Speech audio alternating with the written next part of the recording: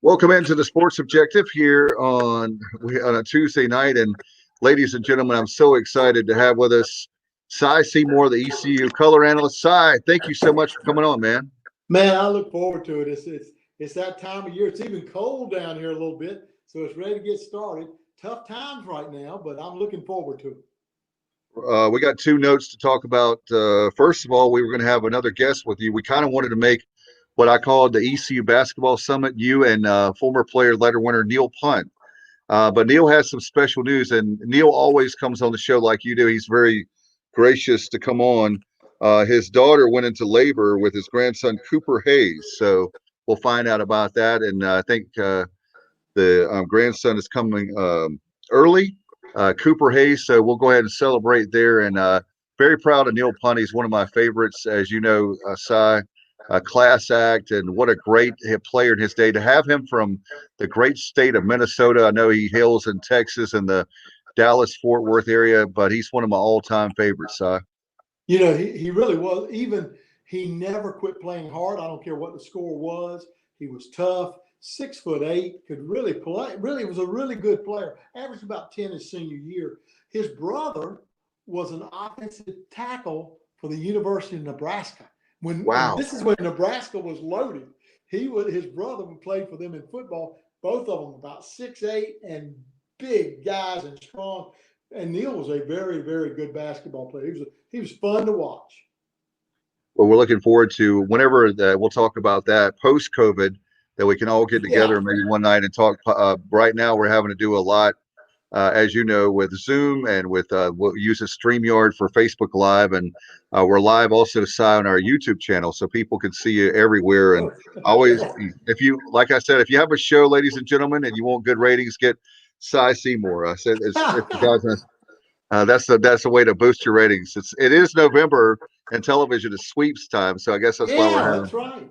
That's right. You're like me. We both love basketball too. We love them all, but basketball, we see a lot of potential here at ECU. Well, no doubt. My son actually for Christmas wants his my old room. He wants it renovated. Christmas morning opens up, and I'm gonna put it up on Facebook. It's gonna be nothing but basketball. He wants a basketball theme, so he gets it honestly, right? I mean, there you go. He loves all sports, but basketball is his favorite. And I tell you what, Si, I'm just pumped up. I don't know what it is, but I told you our pre-show meeting, that there's something electric in the air about Joe and with the basketball team this year. In the past, I was joking with you, and I are like that old country song. We were country when country wasn't cool. We were ECU basketball when ECU basketball wasn't cool. And now we have a situation where, I mean, we're talking basketball year round now. I mean, who would have ever thought that instead of like 6 months, we're talking about ECU basketball year round. I never thought, I'm glad I was wrong. I never thought I would see the day for that. It is really exciting, but I think it becomes because of the coaching staff. You're only good at, to me, I always say with any organization, Si, you're only good as the top. It's true. I don't care where you are. Where was Gonzaga before? You see, they get Marquis, then all of a sudden they're a good basketball program. I mean, that's how it is. And you say it can be done. That's my point. If you've got good coaches, and we've had some good coaches, but we are also now, and Joe knows it, in a tremendous league that gives you an opportunity to play on a different level every night. And that's so important. And so Joe's got the right idea and has energy like I've never seen, and his staff. Rock and the rest of the coaching staff have done a tremendous job, and it's an exciting time over there. By the way, I want to plug, we have a college basketball preview, D1 for the state of North Carolina. We have our first part out, and we're going to put our second part out. We're talking to the coach of Mike Scroggie yesterday from Elon, and it made me think about our days of the Colonial side. You remember all the great matchups we had with a lot, and going to the Richmond Coliseum for the basketball tournament. It just brought back a lot of great memories. But the reason I brought that up is look at where this program's come. Nothing against the Colonial. I love that league. It will always be sentimental. That was a league we were in when I first became a Pirate fan, and in the 80s, and then obviously being a student and alum in the 90s, and then we moved to Conference USA, now the American. If you look at the basketball league that we're in, you've said it all along. It's a big boy league. I've heard you say it a lot. And I think that we'll talk in just a little bit about the signees Joe got. Three great things. One of the things that comes to mind, and I want to get your thoughts on it. Last year, being the analyst of ECU basketball, one of the things that we desperately needed was shooting, especially 3-point shooting side. There was a whole bunch of games. Bubba and I always talk about. I said, man, if you have 2 or 3 more threes, you That's win right. the game. And It's you that look it's at that our simple. scores, that's how close it was in a lot of cases. A whole A bunch of good, games less than 10 points.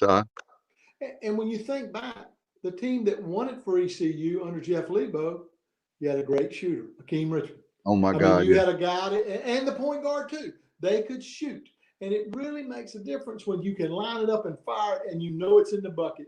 But I like the potential of even this team this year. ECU has. They can shoot it. They can start hitting shots. They're better than what they did last year. But the recruits he's bringing in are shooters, and they're long and they're athletic. Me and Bubba, the two of us, one of our favorite calls is when he makes that when Akeem made that shot to win the CIT, and you said Jeffrey. I love that's one of my favorite. I mean, anybody that knows Jeff Charles, if you know Jeff Charles, one of our dear friends for a long time, and yourself, Oh, there if there's two guys that loves college basketball or loves ECU basketball more than the two of y'all, I would love to know. And just think about, there's a lot of times where night in and night out y'all have suffered. If there's anybody that deserves to be able to call winning season and like you had in 2013, and that's the thing you and I talk about all the time. Every time you come on the show, there's no excuse why we can't have good basketball at East Carolina.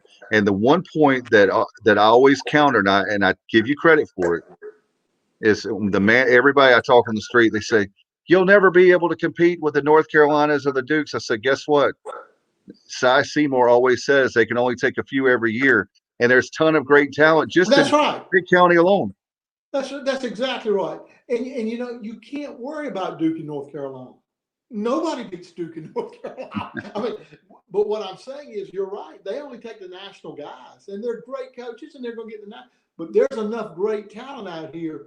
You hit lightning in a bottle, you can make it to the NCAA's, and then you get down to 32 and 16. There's no telling who can do what. I mean, I look at these schools now. You can get in, and so, and especially with this league we're in, this league is just a tremendous. I mean, when you've got Houston and Memphis, when you look at Cincinnati, Wichita State, when you look at SMU, these are all top. There are 353 teams. I mean, come on, these teams are in the top 20 teams. That's an unbelievable stat right there. In other words, if you're in the top 35, you're in the top 10 percentile in college Wow. basketball. It is so hard to get there. It is so hard to get there. ECU, most teams, if you get to the top third, if you're in the top 100, you're in good categories. And ECU can get there. And then you get to 64 one day, and then all of a sudden you're in things. So it can happen. No question. While we have a chance, I know Bubba's producing. Thanks to Bubba Rosenbaum, he's multitasking right now, and thank you, Bubba. He's at a niece's birthday, so we don't want to get him in trouble. So he's producing Ah, behind the scenes. I know he wanted to say hey to you, Si. And I know there's a comment from one of our good friends and loyal viewers, listeners, Johnny Gardner. Bubba, if we could put that up on the screen for Si. Johnny's a great graduate from '91. I don't know if you know him, Si. Johnny Gardner, but he's okay. a huge Pirate fan. The guy knows probably more than people in the record books. He's amazing in what he knows. But anyway, let's see if I can put it up here. Actually, Okay. I'll put it up. It says, has Cy been able to get over yet to see any practice time with everything going on? Was curious of his thoughts on J.J. Miles and Noah Farrakhan coming into the season. Johnny, you got a good question, and I have been over, and I'm going again this week. I'll be over Friday, but I've been over several times. Joe really likes how JJ's progressing. He's getting better and better, and as you well know, all of us know, JUCOs take a while, but once they get there, they're very good. Farrakhan is going to be a treat. He is a speedster. He can fly, and he's giving Joe toughness. He's a tough kid that's been through the wars against top quality. He's more than a three-star player too. This is a kid that was one of the top guards in high school, but then because of the talent level in his team, he had to go down the line and get his share, and they dropped him down. But this kid is a real player. He's going to go hard after you. And I'm excited too, Johnny. I'm just telling you, Johnny, that asked the question. And also, Dave, you're going to like this ball club, but he gives you a toughness, a different level of toughness, and a different level of speed. And we already had good speed. But getting back to JJ, he's shooting it much better and more confident as he did at the end of the year. He was getting better and better. Yeah, and you look at, I'm telling you, Si, with the people were laughing when I said this, and I didn't mean any disrespect to former players we've had on the team. But you and I know that pretty much your field goal percentage should be, you should be making your half your shots, 50%, Right. somewhere in the roughly, I mean, you're the coach, but I would say 50% from, from 3-point land, maybe what, 35, 40%. Right. Right. But overall, the field goal percentage, you're looking at about 50%. We had so many guys that had open looks and they just couldn't make the shots in the past. And I'm not trying to be mean to them, No. but when you're in a big boy league and you're most of the time you're going, in other words, you're going to have a hand in your face or you're going to have a guy really like breathing down your neck. And the fact that we had a whole bunch of open guys, I guess they did that because they knew, hey, Dave Richmond for ECU is not going to make the shot, so we'll just not go guard him. Well, there's several things that you're right. You got to hit the open looks because you don't get many. These teams are in your face. And I think that's something that a lot of kids from high school and junior college have to get used to. The speed of it. You got to get the shot off quick. And the length of everybody. You got to get it up quick and you got to get up on a different angle. It's it's a lot harder than you think, especially floor level. When you see how big some of these teams are, you got to make the crisp pass. Another thing that you got to understand, if a guard doesn't flip it over there with something on it and I catch it, there's too late. You got to put something on the passes. So that's another part. But, getting back to this talent level, another guy that's picking it up, and I loved him last year, Brandon Suggs. He's just getting better and better. And Joe said he came back. As a sophomore, you never know about sophomores. He's come back with a vengeance. He's coming back really ready to play, ready to go. And so that's a good sign. Now, we're going to talk about the guys that have really stepped up, but I love those guys. See, what I liked about Brandon, he knows where to go defensively. I thought he drew some charges last year. He got there just a second late. I sometimes thought he didn't get the right call. I thought he was there. So Brandon does a lot of good things that doesn't come out on the score, but on the table, but he does a lot of good things. Don't get me started. I was just talking about that this afternoon about I was telling a coworker that's a big college basketball fan, and I told her, I said, no offense to our good friends that wear the striped shirts, but they most of the time they do not get the charge call in basketball ever right. It seems like there's just not. I don't know if it's consistency, and with all due respect to them, I'm not out there. That game is going by so fast with the naked eyes. They do I know they do the best they can, but that rule right there is so controversial because it's a coin flip. Sometimes you say, oh man, they got that right, even if it's against my school. And then sometimes I'm like, are you kidding me? He was there way, but anyway, I don't want to, I digress. Well, no, it's such a big call because it's usually somebody going to the bucket to make a layup. If you wave it off, it's almost a turnover. I mean, it's a big deal. You took two from them, and then you got the ball. It is a big call, and I think they tell officials when you make this call, sell it because it is a contract. It's going to go either way. And so when they come out there yelling, I mean, they're selling it because it is close. And they don't miss that many. They do a great job, but I think being a freshman last year, I think he'll get there this year and get it done. But I'm optimistic about the whole ball club because everybody's back. I mean, that's unusual in today's climate. That tells that states high of Joe Dooley and his staff. All of them, they are so good. One of the I was going to say that very thing is that we lost Rafael Chilius, but yet we get an Antoine Jackson who's been at Cincinnati. I tell you what, I know that you told us. I remember where I was recording the show and everything when I asked you about Joe and about the assistant position open. It happened. We had you on, ironically, about the same time that Coach Chilius decided to go back home. And you said, I don't know who it'll be, but I think I'm paraphrasing. I know it'll be somebody good. It's Joe Dooley, And I mean, boom, we get him. And I'm like, this guy knows the league. He's a great recruiter. He came on our show, and Bubba had a chance to interview him one-on-one. He spent a lot of time with us on the show. Just a really good guy. And the fact that that's one thing. It's one thing if you have a guy that knows how to coach, but the fact that he's a really good guy, it makes you pull hard for that team even more. You're exactly right on this thing. And I tell you, George Wright Easy's done a good job. And The Rock is one of the best in the business. I mean, he just is. I mean, and Joe Dooley knows it. He gets, Jody and I talk about this stuff all the time. Jody is a lot like you and I. He sees the potential for this program to be really good. Talk about Jody Jones. He's there and he's in it, and Jeff sees it. We're all there, but nobody's like Jody. He really thinks and he likes his coaching staff. He sees how it is.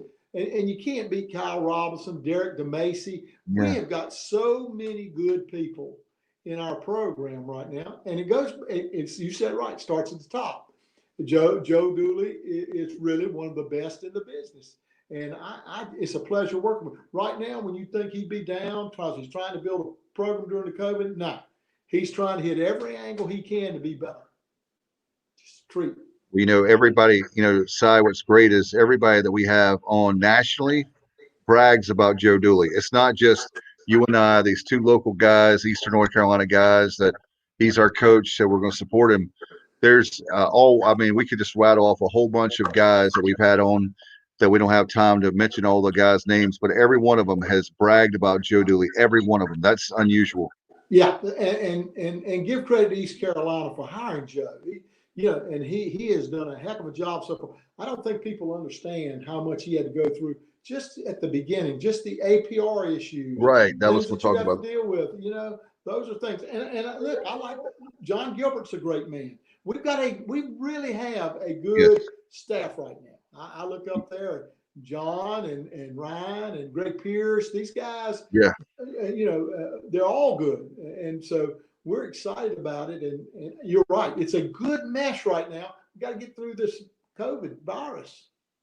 I'm not qualified to be the athletic director side, but it looks like, and I do love John and I love Ryan immensely. But the people that were hired looks like those were the people I wanted. When Cliff Godwin came, I was like, who's better than Cliff Godwin? There's a lot of great guys, but they're the point I'm making. They're the perfect fit. There's a lot of great coaches out there. Perfect fit for East Carolina, being a Green Central kid, Snow Hill, comes back home. It's such a like a storybook kind of thing. You have Mike Houston. I've been following Mike Houston since when he was Lenore Ryan. I jumped on his bandwagon way early. We actually had him on the show the summer before he took the job. He was still at James Madison, and we're like, that's our guy. We got to get that guy. And I remember the night that they said he was going to Charlotte, and I'll tell the story. Kyle's going to kill me. But Kyle calls me. He said, "Can you believe it?" I said, "I'm just devastated. Our guy slipped away. I can't believe we didn't get him." And I just wanted to say, I know we're doing a basketball show. Hang in there with Mike Houston. He's year 2. You look at Joe Dooley. Cy, I've said this since he was hired. I don't know if you remember that signing when we had the media day, but I told you year 3, I really believe was when Joe really turns the corner. We've got to be patient with him because he's building a program. He's starting pretty much a program from scratch being Joe Dooley. Well, here's the other thing. Listen, Lewis Godwin is Cliff's dad. He's a coach. He's the same kind of guy. Cliff is I told Cliff this. He can coach anything. You give Joe a ball. I mean, give Cliff a ball. He can coach anything, and he's going. He's on the basket. You remember last year he went to. Yes. I looked out there and said, "What in the world?" I said, "That looks like. Wait a minute. That's Cliff Godwin." Yeah, but that was awesome. But you said it right. You're not going to beat Joe Dooley. You're not going to beat Mike Houston, and you're not going to beat Cliff Godwin in those 3 positions. Now, I don't know everybody, the other coaches, but I can tell you we've got a good staff. I know those 3 are good. And the other part of it is this too. This COVID, if you've got an established program, it's a little bit easier. These guys are just starting. Cliff will be fine because Cliff will be ahead of it. He's been there a while. He'll be fine. But for Joe and for Mike Houston, you got to breathe a little bit. These poor guys are going through stuff in their first 2-3 years of coaching. It's tough. And Mike Houston's done a great job. He got raked over there at Tulsa. He had it one, and it wasn't his fault. And my son called me, one of my sons who's a coach, Todd. He said, when he saw the second game that next time, he said, I think we got beat twice because of Tulsa. I think we lost 2 games because, and I'm not sure he's not right. And then you don't have Ehlers at quarterback against For Navy. Navy. I'm not sure where we would be right now. And my point is, you got to stay with this guy. He's a real football coach. There's nobody better. There's nobody better than Joe Dooley. There's nobody better than Cliff Godwin. And you got the staff up top. Don't get on them either. Let's just go after it. Let's play. All right, and we have a guy. I'm not sure if you know this guy, Cy. His name is Alan Powell. Have you ever heard of Pirate Owl? Yeah. Pirate Owl, as a nice segue. Pirate Owl knows me very well. Yeah. I was going to ask you about the new recruits, so let's just go ahead and put that up on the screen, my friend. Thank you, Pirate Owl. What's the side think of Masha, Reyes, and RJ Felton? Looks like all three shoot at a high rate. RJ is explosive. RJ is scary good. I really believe that. I think he's Al, and I appreciate you asking. I think he's scary good. I think he's that kind of athlete that every high level wants. He's one that can do it. And then they got a shooter that's really good. They can extend it. Then they have another shooter. So when you look at all 3 guys that we've signed, RJ is the athlete of the bunch. He really is going to be special there. I really believe that. But the other 2, if you want to bring them up, I'll be glad to talk on anybody you want to. But they're shooters, and they're long, and they're athletic. But I think we'll be fine with what we're getting in. I'm just excited. One of the things I'm going to mention, thank you, Pirate Owl, because Al is another one of those guys. We could have a convention of guys that love ECU basketball. And again, if you're just joining us, Pirate Owl is saying that it's nice that we can talk Pirate basketball year round, and everybody's not looking at us like we have 3 heads. Everybody sees that something is happening in Greenville, something has happened at Williams Arena, Minges Coliseum, the practice facilities. Something's going on because we got that. I want to ask you about as far as the Gulf Coast Showcase. Yeah. I know you've got that coming up and coming up on next Wednesday night. That's why we're having you on this week's side. A lot of great teams. I know it's East Tennessee State, and you have Abilene Christian. Right. Starting things off at 11 o'clock. Yeah, and I think when you look at the tough one for us, that opening game against Indiana State, I'm just telling you, they went 18-12 last year. They have, and they're in the Missouri Valley, a great league. They're picked 4th in that league, and that is a tough league. They've got a point guard back in Tyreek Key that was all conference as a junior, first team. They also have 2 other guys. They have a guy and 2 guys inside, 6'8", 6'9", that can really play. They're going to be tough.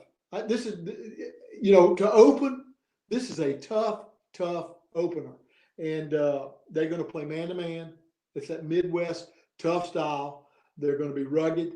I think when you look at it, their coaching staff, Greg Lansing's done it. He's been on the hot seat, but he got out of the hot seat last year by going 18-12. And I'm telling you, he's got 2 guys that are all conference on his ball club. One's first team, one's third team in that league. This is a tough basketball and a tough draw for ECU. Well, one of the great things that I love about this tournament, Cy, is the very fact that this gets you prepared for the tournament, whether it be we'll talk about that in a minute with the AAC tournament, but also the fact that who knows? I mean, I wanted to ask you this question. Do you think am I out of line to think our ceiling is a bubble team for the NIT? I really think we have a outside shot at the NIT this year. Here's what I say about us. I think we can here they have us in tiers as far as where we're going to finish. We're in the last tier. Okay, they're saying it's going to be Temple, East Carolina, Tulsa at the bottom. That's one of the what you see as far as rankings in the league. I think we can push the second tier. I think we could be 5th or 6th, and that's a major step for each guy. And when you get to be 5th and 6th in this league, you're looking at NIT. You're looking at bids somewhere, and that's a big step. I'm putting a lot of pressure on Joe, but if it falls right, see, Wichita State is in a mess right now. They lost 5 guys. They're not sure what's going on. Houston's going to be Marshall resigned. He resigned, and 6 kids left that are good players. So you got to regroup there. Uh, Houston's going to be Houston.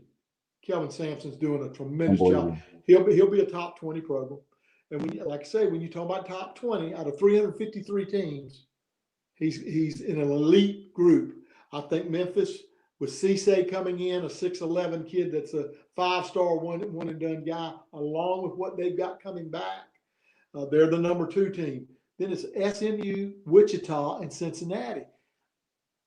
If we had people at games, I think it's going to be different. Oh yeah. You see, I think we can play with anybody, and it's going to be close. It's going to be close because the guard play.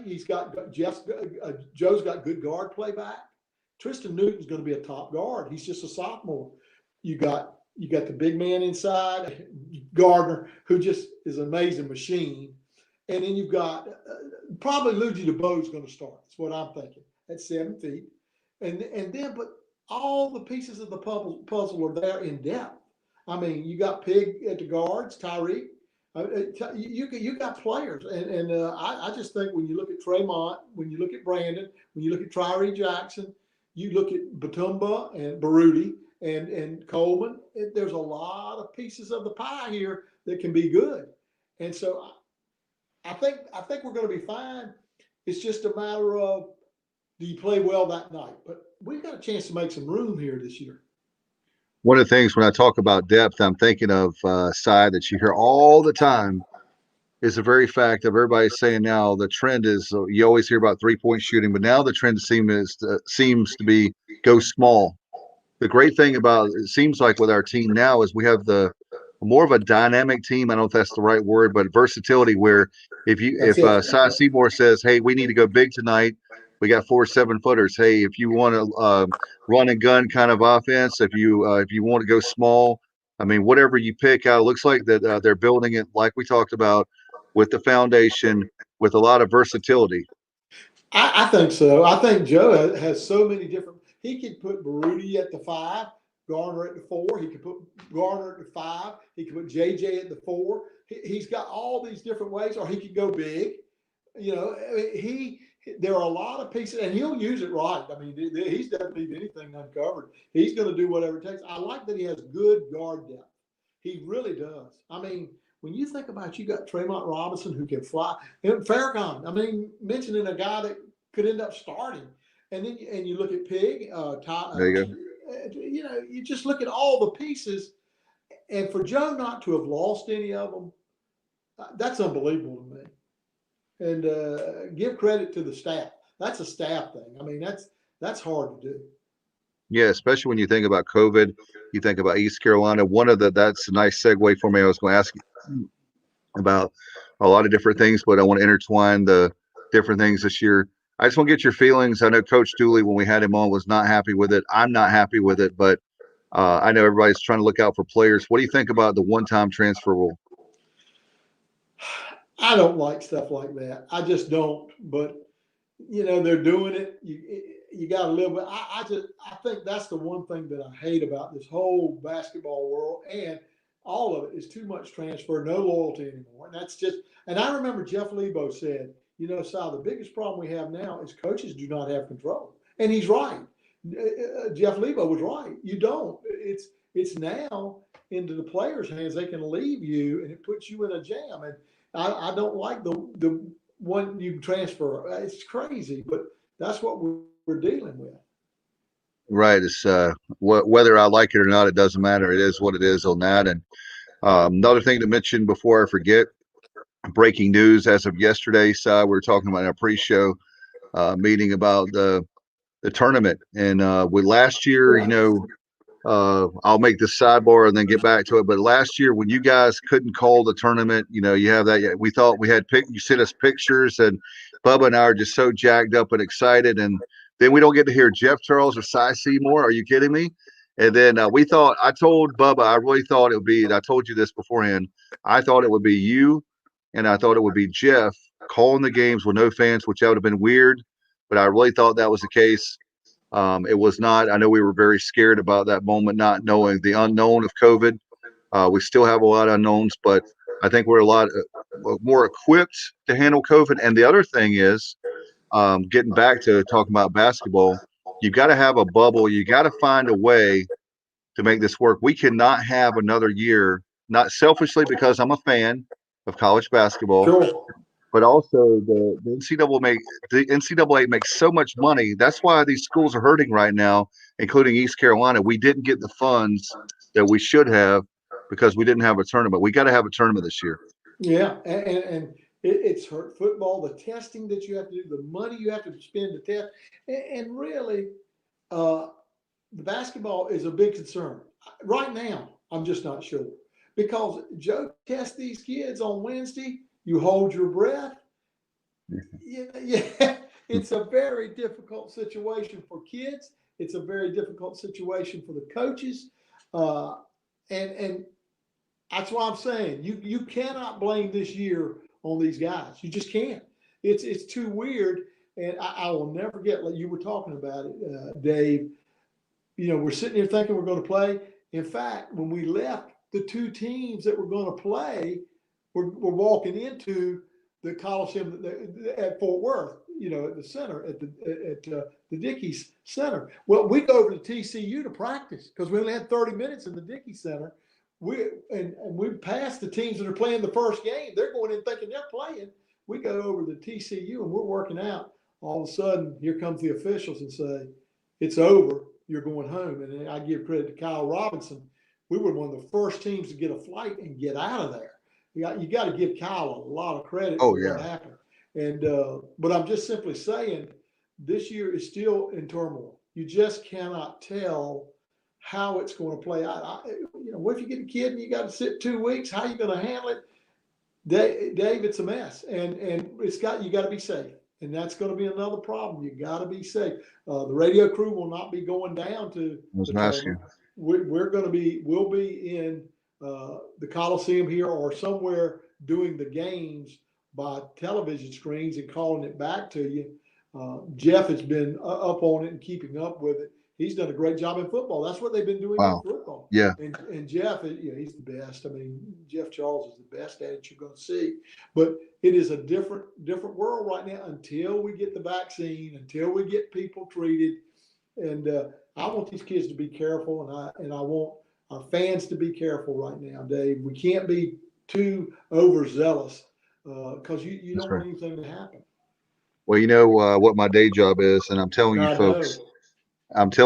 right now, and I don't want to preach, but it's looking right now. No politics. The Yeah. science is saying right now that we're going to go unless people this is. Let me just say this too. I was talking about our sister podcast, Talking Racing with Mike Ray, which I'm a track announcer at Southern National Motorsports Park in Kenley, well, in Lacoma. And if you want to have any kind of sporting event, regardless of what it is, then please, please, please do not have big Thanksgiving gatherings, holiday parties, Christmas, New Year's. We love our Pirates, and I'm telling you, if we can minimize the risk here, because in these 5 or 6 weeks, the end when we normally have big gatherings, we just can't have them this year, regardless of who you voted for. It doesn't matter. Yeah. Regardless if you want to have something on your face or not, it doesn't matter. If you don't want to have anything on your face, stay at home. We're not judging you. I'm just saying I want to have I'm selfish. I don't want to have to deal with all the COVID stuff because it's real scary. This stuff in the Midwest right now, with people literally, they have a situation in Kansas. Get this, and I'll get back on basketball. That's okay. It's a small town in Kansas, about 10,000 people. They have a lady a nurse, who's talking to people on the phone that are they're positive for COVID-19. They can't even get in the hospital because she's dealing with triage with people on the phone because they don't have enough beds. That's what we can have in Greenville. That's what we can have anywhere in Pirate Nation. I'm telling you, folks, it's very scary right now. If you're in healthcare right now, which I am, it is not a good time for us, and we're very worried about things are not bad now, but if people take it for granted, you know how that goes, Si. You take it for granted. You have this huge party. We're not going to see a lot of our friends right now. There's a lot of friends I haven't seen this year because of COVID. We're not going out to eat like we normally do with people. All kinds of. I love to eat, as you know, Si. And just like I love my sports, but we can't do that right now. So I hope, I'm not trying to preach, but I hope people No. will understand that it's a very serious thing. Well, you're preaching to the choir. I'm diabetic and I had triple bypass. So Oh man. you're looking at a guy that is a poster child. And so my wife is, we don't do anything. And look, it's not even pointing fingers, not political. I'm just saying Right. the odds are higher if you have those problems, and they're getting worse right now. The odds are, you said it, you're in the hospital field. It's unbelievable. And you're right on top of it. And it's not a political thing with me. This is a virus. Right. That's what I want to make sure that people understand, that we're not No. on here with that. It's a matter of, I care about my fellow people, number one. But if you're talking about sports and you're Oh, talking about a basketball arena where we won't, you made a great point, Si, and I'll get to talking about this. But our arena at Williams Arena, I know everybody talks about modifications or whatever. I'm telling you right now, there's been so many times I was watching on television, I couldn't make that NC State game in 2007. You know, their Marquette game, we upset them when we were in Conference USA. There's so many times, including last year, that I remember that I think it was a Charlotte game. There was some games we had in there. It was so loud in there, and I was so happy that I remember times when it was like almost like COVID, where we didn't have people there, and it was where you could hear the cheerleaders and things that, no offense to them, but we want that place rocking, and we want that place really, really loud, where they hit a three, like when last year when Newton hit that three, was it SMU? yes, That buzzer exactly beater, right. that place was unbelievable on that Saturday afternoon. And listen, that was a December that was a December without the fans, the students there. The SMU Yeah. win and the South Florida win were tremendous wins, and it was electric in there. And listen, I've been everywhere with this team. There's nobody like ECU fans. Nowhere. Football, there's nobody like ECU fans. They bleed it. And I'm just telling you, if we get it rocking in football, basketball, baseball, there are no fans like that. No question. As far as the schedule is concerned, I want to get your thoughts on for the to break it down to fans. First of all, if you most of the people probably watching know, there's only 31 games this year across the board for college basketball. So basically, what's happened is, right side, you've I think the first day people can have games is November 10th. They pushed it back to the 25th, which is the Right. day before Thanksgiving. Right. So that's when. So basically, it's 2 weeks we've lost. 27 games, which means that we're going to have 20 conference games, and then we have the 7 games, which is there'll be a few games we have in the tournament, and then you have, what is it, 4 non-conference Yeah. games at home. No away games. That's just crazy, Si. No away Yeah. games. That's right. It's Radford, UNC Charlotte, UNC Wilmington, North Florida, and James Madison. Real early, right after in December, real early, because I think conference play is going to start not far. Of course, we don't know that. See, that's how tough this all is. Nobody's sure, so we Right. don't have this. But we are going to have 4 home games, but probably not going to have anybody there. But it's going to be Radford, UNC Wilmington, North Florida, and James Madison, and then the 3 games in the tournament down in Florida. And then you'll start conference play. What, as far as one of the things that comes to mind that I can think of off the top of my head, there was a stretch last year. There was a 4 game stretch of games we should not have lost, and I'll never forget that. And I remember I could see Jaden Gardner's face, of his hurt in his face after that 4th game, and it was a Coppin State. I can't remember what game it was, but anyway, I believe it was that in December. And I'll never forget the turnaround they had after that. But if they could just, the key to this whole season, I believe, it sounds like I'm stating the obvious, but it just comes down simply, we've got to have a good start this year. And if we have a good start this year, that's the difference in what we were talking about, which I really believe we have a shot. I'm not Right. saying we're locked, but a shot at the NIT. I really do. I will go, and if I'm wrong, I'm wrong. But I really believe with the talent that Joe has in there, with the coaching, the whole 9 yards, we are knocking at the door at postseason tournament beyond our conference tournament. I think so too, and it's not going to be easy. I'm telling you, Indiana State's the real deal. This is going to be a very tough game. But the great thing is we're not playing with freshmen now.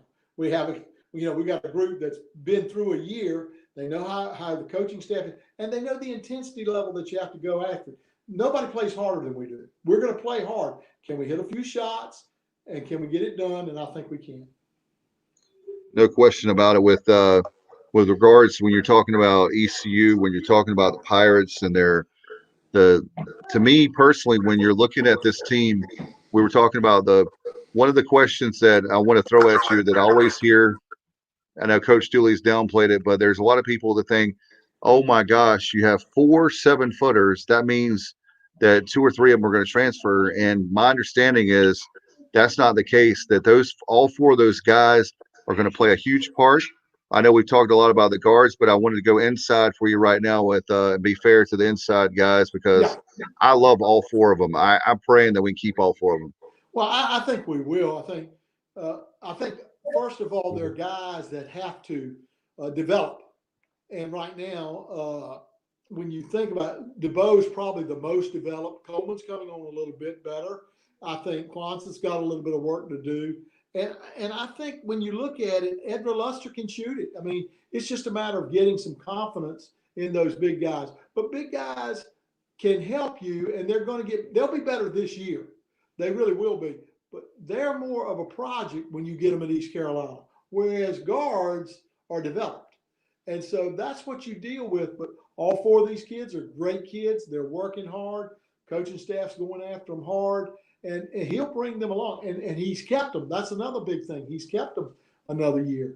So give credit to the coaching staff and to understand that big men at ECU usually have a little bit longer to develop.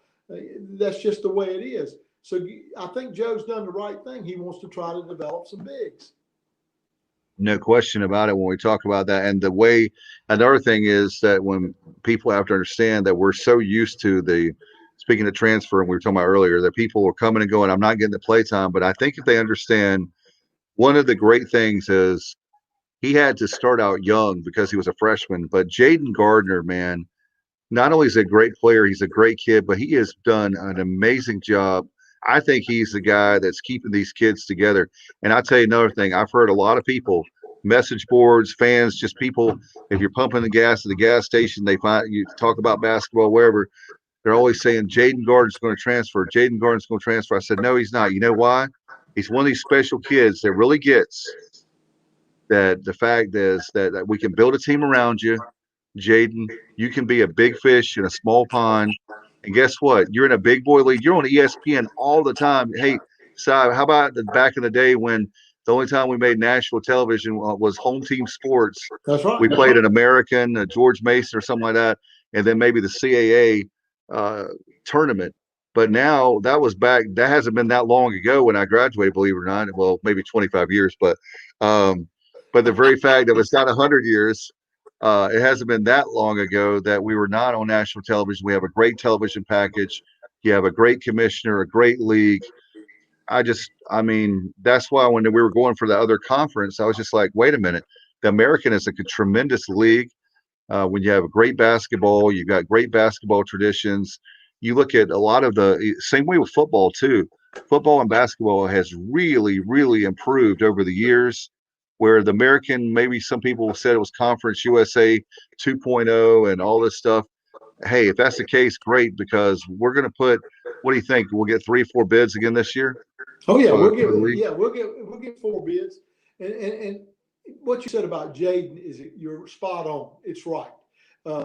Jaden's a kid. First of all, I've never seen a motor like his. He never gets tired. I've never seen a guy like Jaden, and he has the ability to split double teams and make them foul him, and he doesn't draw a charge. He doesn't charge, and he is full. He's downhill hard. He's going to the bucket, but they foul him. He's the best at that.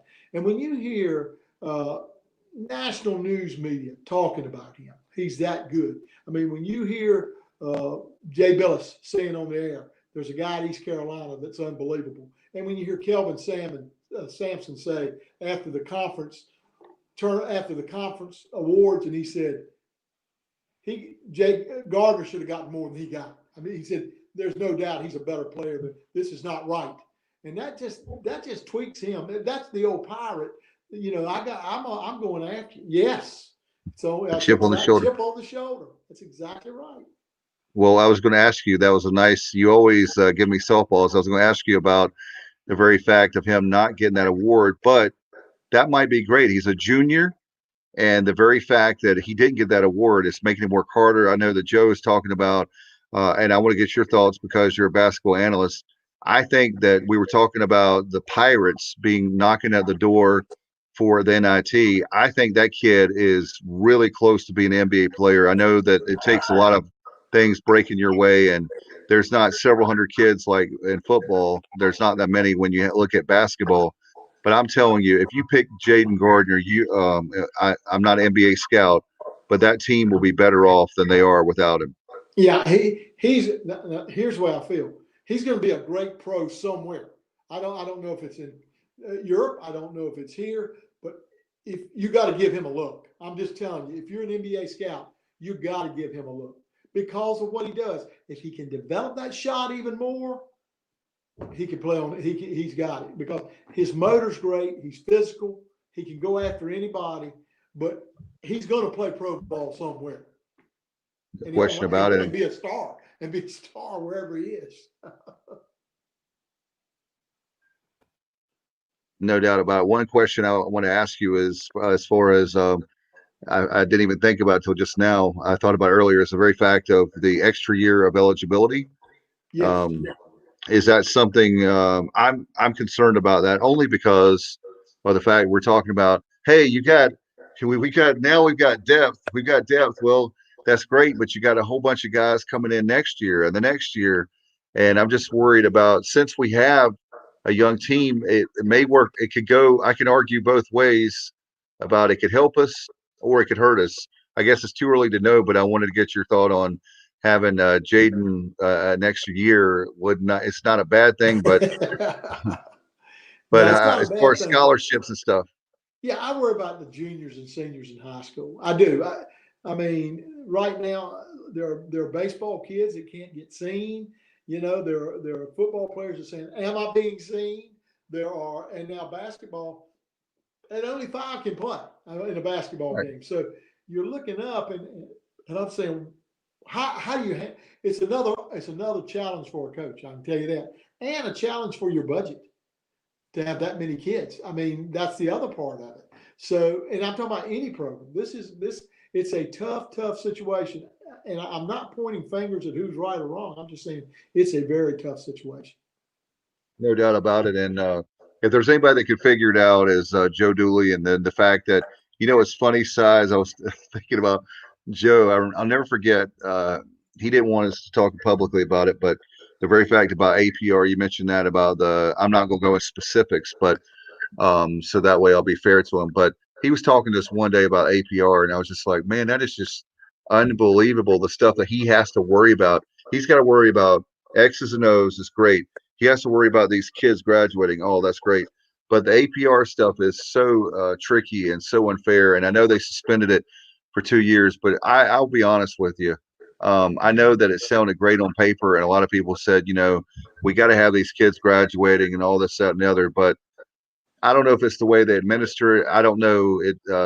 Obviously, it seems like a calculus problem for me, and I'm not a math guy. That's Bubba, so that's not me. I'm more of a liberal arts guy, but I am smart enough to know that the APR thing has been a really bad, in my opinion. It hurts a team like East Carolina. That's just how I feel. Well, anytime you turn over coaches, usually because the coach is not there to spur them on, that affects it. And ECU's turned over several times, and it's very difficult. It was a big deal this year that Maurice Kemp graduated. I mean, just telling you, I mean, that's a big deal. What a great player he was, but thank goodness he came back and finished his degree because that takes something and gives you a positive. It frees Joe up to do more things. I'm just saying there's so many pieces of the puzzle that happen with APR issues. It's difficult. No question. I'm glad that we don't have to worry about that. As far as the program, so you think we're going to be in the top half or the middle of the pack? That would be legendary. I think we can hit. Like I said, they have us in the 4th tier. They have us with Tulane, East Carolina, Temple at the bottom. I'm saying we could be six right where Tulsa is. We could be there. But that's going to take a lot of hard play. It means you got to beat a good South Florida team and a good Central Florida team. But it can be done. No question with the depth that we have and with that. And people are, like I was saying, people are so fired up. I think that I'm hoping, Cy, let's say hypothetically, because I don't want to, the coaches are going, oh my God, this guy's like going nuts. But let's say we get off to a great start and we do very well and we go into conference play and we start winning some there. Wouldn't it be nice to have some fans? Again, going back to what I was saying, please wear a mask, do the Yeah. social distancing, because it'll be great to have some fans in there. Even if it's 1,000 or 2,000 fans, that would probably be too high. But let's say there's 1,000 fans or 2,000. When that place with Pirate fans were loud, if it's 50 fans there, they're going to be loud. Hopefully we have more than that, but I'm hoping that we can start to see in January, but certainly by February to have a decent crowd, because if this team goes on a roll like I think it can, man, you were talking about it earlier, and I want to reiterate that the fans make a huge difference at Williams Arena.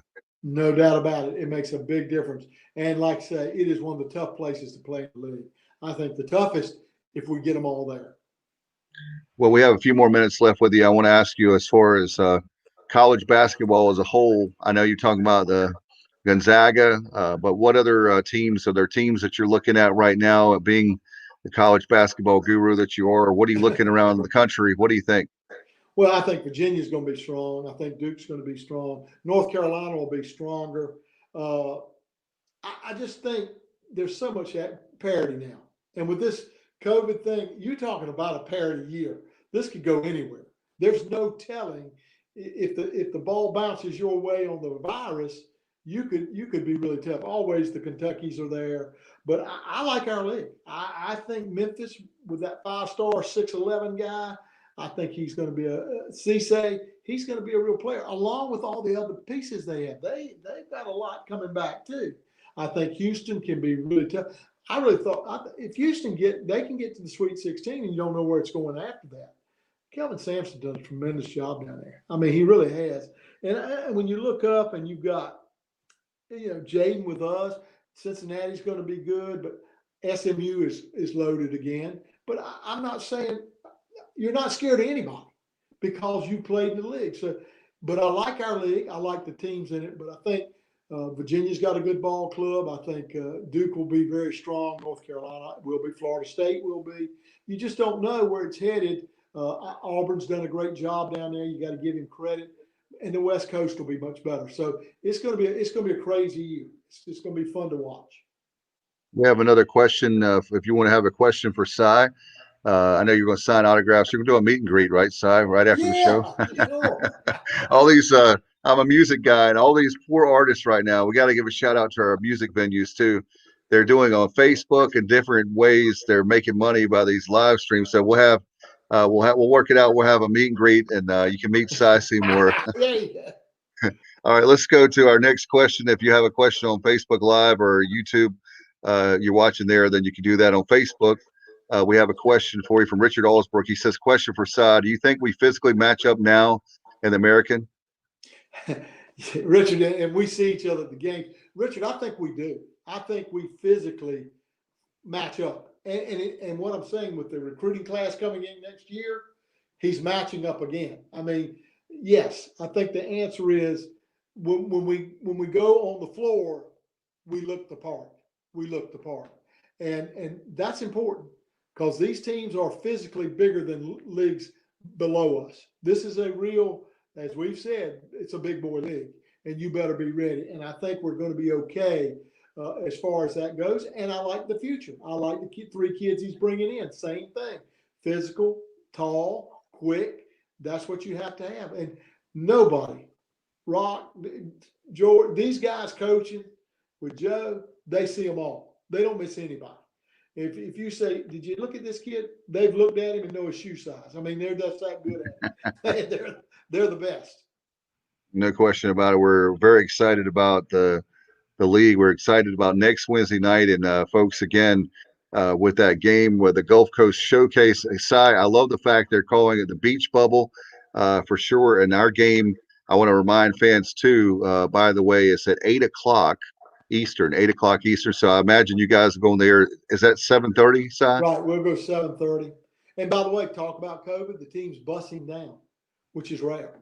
They're going to bust the 12 or 14 hours down there. They're worried about being on planes right now. So it's I just know a totally different game.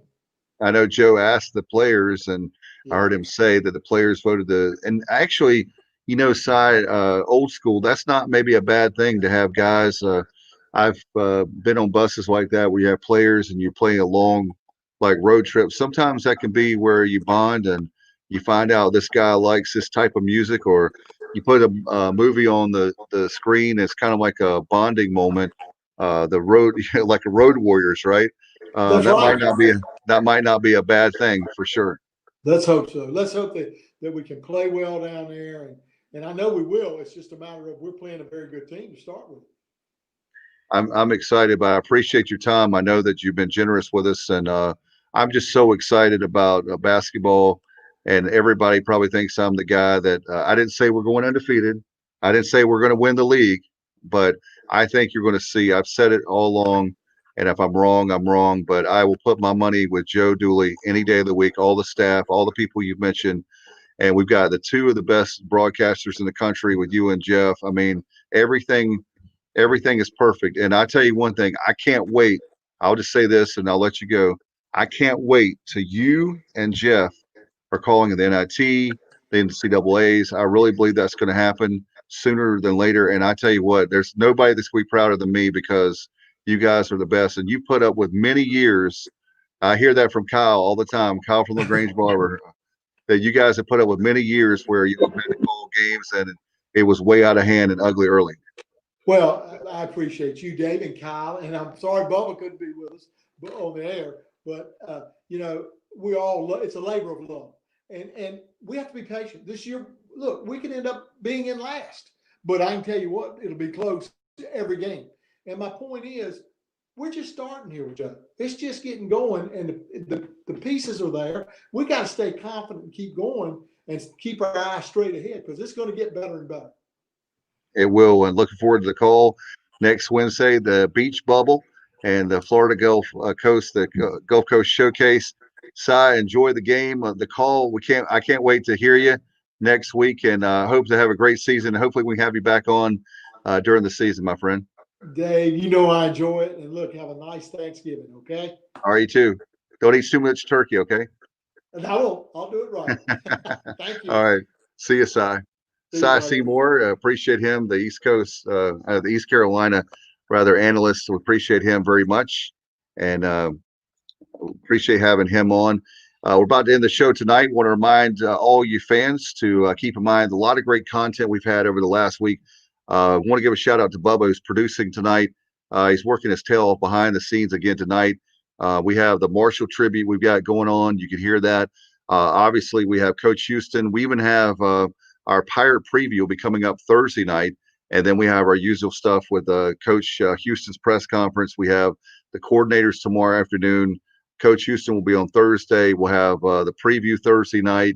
We have the obviously the playback will be this weekend with the Pirates hopefully big victorious in the city of brotherly love. I love Rocky.